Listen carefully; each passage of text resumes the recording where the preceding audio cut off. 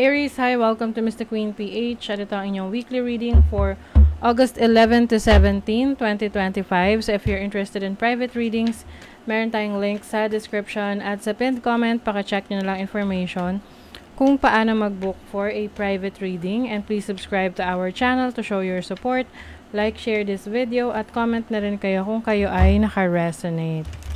Ayan. So, meron tayong 50% discount sa mga tarot reading services natin. Kung gusto niyo magpa-private reading, yung link ay nasa description at pin comment. Check nyo na lang. This is the best time na makapagpa-private reading kayo dahil 50% discount tayo.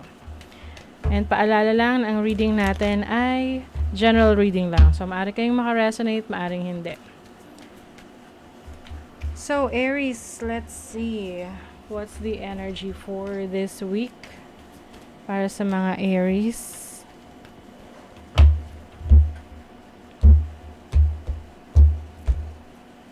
Overall energy, possible challenge, opportunity, blessing. Wow, okay.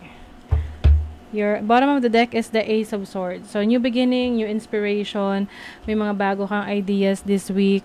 Meron din good news na parating sa inyo. Maaring meron kayong marireceive na email or message or like parang ano siya related sa kung ikaw ay may in-applyan sa trabaho or may hinihintay kang importanteng email.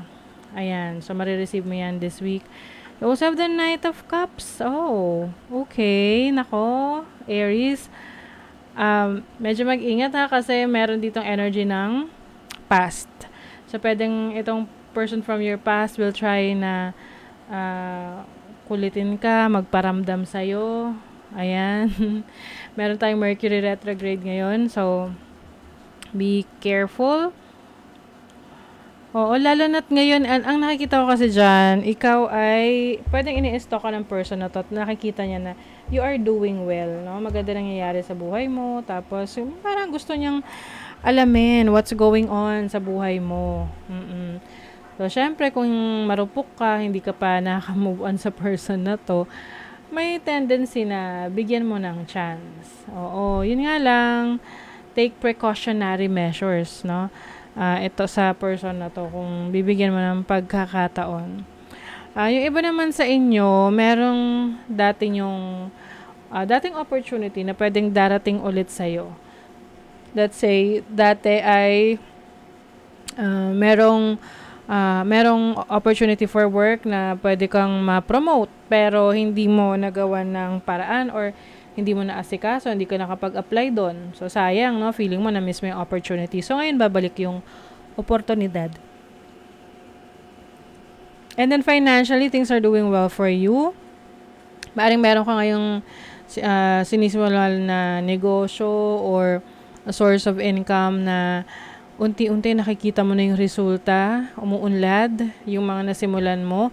May mga na-fulfill ka na wishes.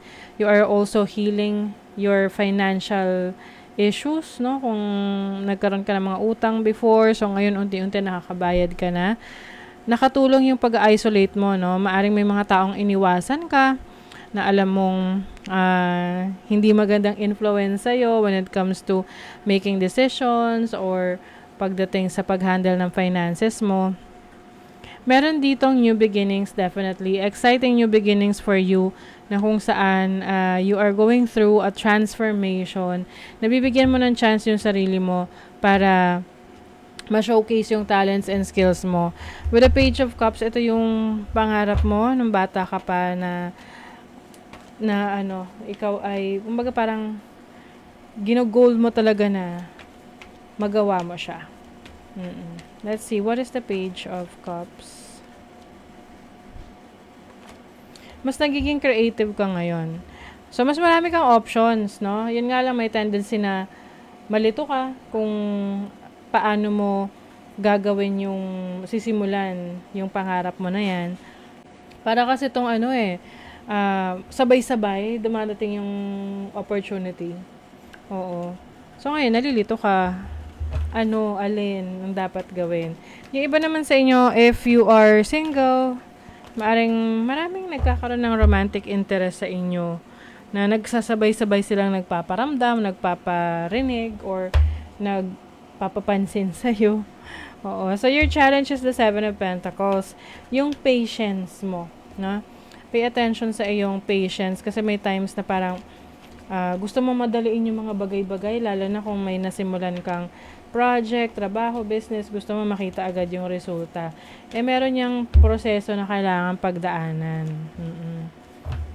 Some of you rin, kung papasok kayo sa business partnership or collaboration, make sure na alam mo yung pinapasok mo, yung policies, yung rules, yung kontrata na papasukin mo.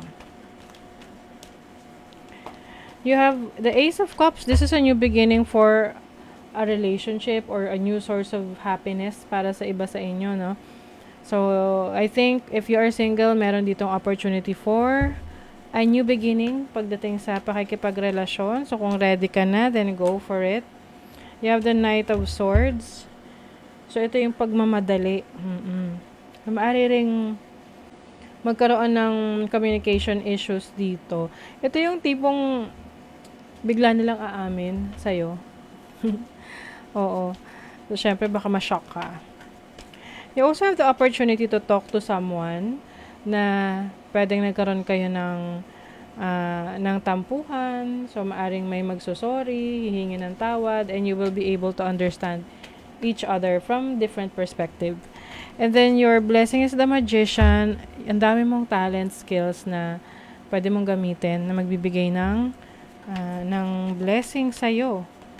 So, parang, meron kami na master dito. May na master na craft, may na master na career, may na master na business abilities. You have the Hierophant. Yung iba sa inyo, itong mastery na to ay pwede nyo nang gamitin para mag-share din ng knowledge nyo sa ibang tao. Pwedeng ang blessing ninyo is into teaching or training. Maaring meron kang mga i-share na knowledge and skills mo sa iba at pwede mong i-monetize. So, kikita ka dyan, diba? Ayun. So, let's see iba pang messages. Money, career, finances for Aries.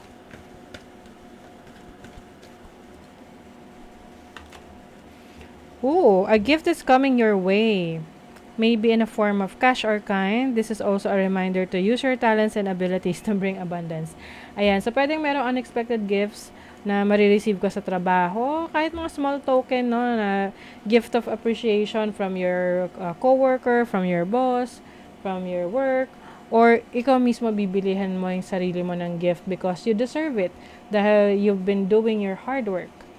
And then, yung iba naman, meron kang talents and skills talaga na mas ihuhone mo ngayon. Ito yung tipong isinantabi mo dati na ngayon, iniisip mo na mas mag-invest ng time and energy sa pagde-develop pa ng talents and skills mo. Some of you are going to collaborate and work with others. Pwedeng meron kang makukuhang kontrata sa trabaho, sa business, or sa collaboration, partnership na gagawin mo that will bring in income sa buhay mo. Love life. Sabi na may na-attract talaga sa iyo eh. Itong person na to pwedeng matagal nang may romantic interest sa'yo, or like may crush sa'yo, pero ngayon lang siya magtatapat or ngayon mo lang mapapansin yung interest niya sa'yo. Let's see what else.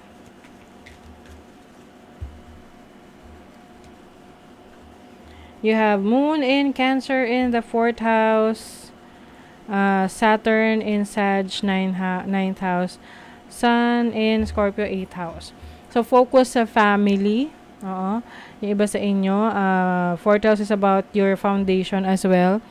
So, andun yung pagpapahalaga mo sa family, sa home life mo, sa family life mo.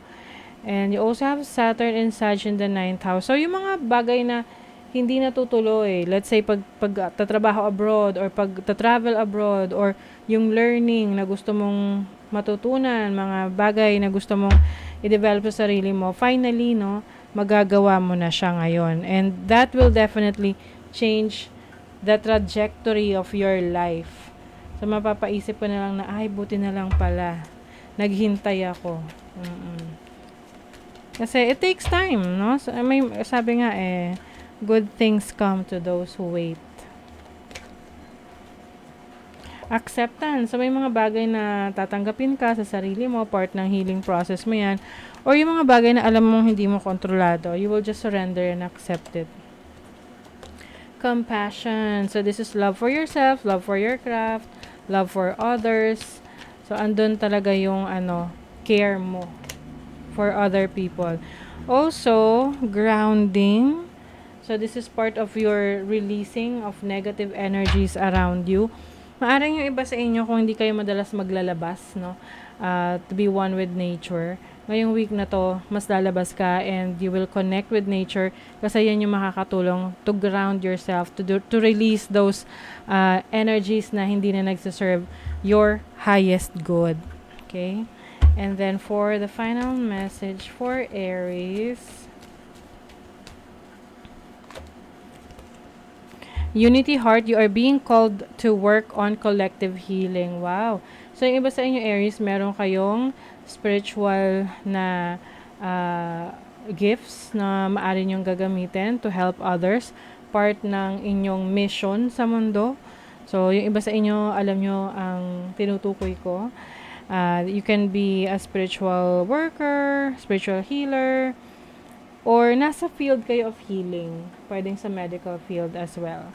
So, you are being called on to work on collective healing.